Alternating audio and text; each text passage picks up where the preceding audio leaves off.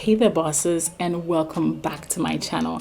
In today's video I'm actually going to be talking about how to become a better writer, but I'm not going to be talking about like the typical things that you hear about, right? Like, write more words or read more books. Definitely there's a place for that, and actually I have another video where I talk about all of that. You can check it in the cards right here. I'm going to talk about two things, however, that I think even if you do all those things I talked about in that video and you don't have these things, you still won't become a better writer. Okay? All right. Let's do this. Hey there, if this is our first time meeting, you are welcome. I'm Jean Ontra, and on this channel I talk about writing and entrepreneurship. I'm also the author of these two books: When at Freelance Writing, How to Make Your First $1,000 to $5,000 as a Freelance Writer, and Content That Sizzles and Sells, Using Content to Build a Profitable Personal Brand. So I said I wanted to talk about two things that you're absolutely going to need if you want to improve as a writer. Now there is a place for you to practice every day and read books and do all that, like I said earlier on. But these two things I'm going to talk about, I believe, will make you stand out as a writer. The first one is having a growth mindset versus a fixed mindset. Don't go away just yet. Sometimes when people hear the word mindset, they're like, okay, I need to run away. These are creepy people.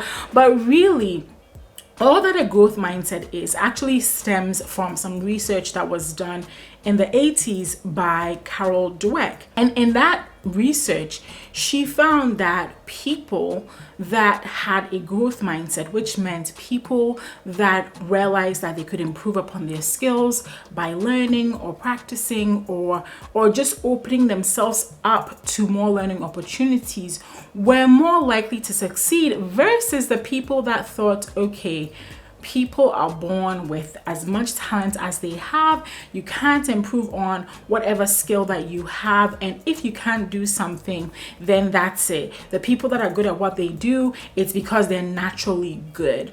Listen, when I go back to some of the content I wrote in 2014, I started blogging really actively in 2014. When I go back and read some of those first blog posts, my goodness, they are terrible, okay? By my standards today, they are horrible. But I wrote and I got better, and now I can look back and laugh at myself. But yet people were reading those blog posts. People were finding those blog posts and reading them and thanking me for writing them, right?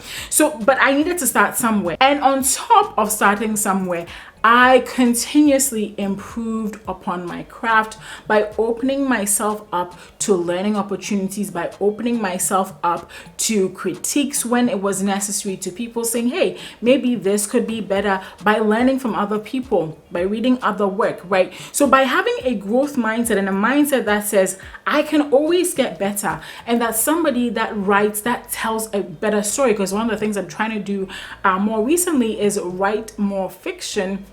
Somebody that is a good storyteller just wasn't born a good storyteller. In fact, one of the authors I absolutely enjoy, I was listening to an interview she was on, and she was talking about the fact that when she wrote her first story, she went to a book fair to try to pitch her book, and the person who read her manuscript actually told her to throw it in the trash.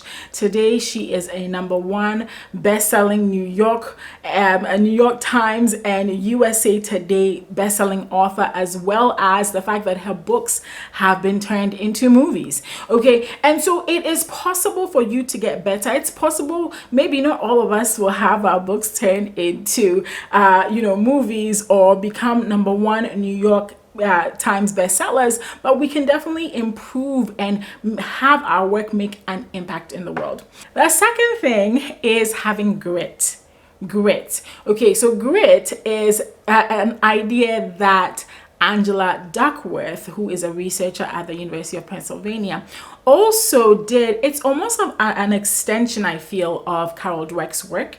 A lot of the concepts are really based on that foundation, and essentially what grit is determination. Okay, determination to move ahead, determination to keep going, having an internal determined heart or spirit that says, okay, this was not great, okay, that fell flat, but I'm going to keep moving. I'm not going to let this setback, I'm not going to let this roadblock prevent me from actually moving forward. This applies to just about everything in life, but since we're talking about writing, I really wanted to talk about it with relation to writing, that it's important as a writer to not give up. It's important as a writer to not let go. Now, there's so many things that are easy to try again, and then be like, oh my goodness, this is not working. Nobody's reading my blog, nobody's buying my books, nobody's, but remember the story I told you about the author who was told to throw her story in the trash, right? If she had given up at that time, if she hadn't had grit to keep moving, to keep fighting through the roadblocks, to keep moving on despite the obstacles, and trust me, she faced other obstacles as well, she would not have the success that she currently has. And to be honest, by just being in this entrepreneurial world, one of the things that I've noticed, hands down, now there are people that come out of the gate and become successful. There are people like that, like you just watch them even here on YouTube. There are people that show up and whippersnappers, they put out videos, and then by the time you realize they have a viral video, they're doing well, they've made $1 million. There are people like that, right? But those people are so few. They are outliers. They are not everybody else, okay? And that's fine that they have that success, but I would urge you not to measure your success by their success. And I feel like that's one of the roadblocks, mental roadblocks, that a lot of creatives, a lot of writers tend to face. You see somebody write a book and it hits the New York Times bestseller list or USA Today, and maybe you wrote yours and you're struggling to get 100 sales. You're struggling to even make a few sales here and there, right? It doesn't mean you should give up. What it means is to find ways, and there is a book by Angela Duckworth called Grit, and in the book, one of the ideas that I took away that keeps on, I always remember, is the fact that if you have a goal and you're moving towards that goal, and for some reason, okay, it's not working, don't abandon the goal. Maybe rethink the strategy. Rethink the strategy you're trying to use.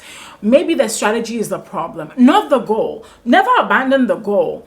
Maybe tweak the goal, maybe redefine the goal, but don't just throw the goal away and think it's impossible, right? But rethink the strategies, the steps you can use to get there. So for instance, you want to lose weight and you see that everybody that has lost weight has gone on a ketogenic diet, but you're not about that life. But you decide that instead of going on a ketogenic diet, you will walk 10,000 steps every day, or you will do a dance video for 30 minutes every day, and you will do portion control, and that's what the method you're going to stick with.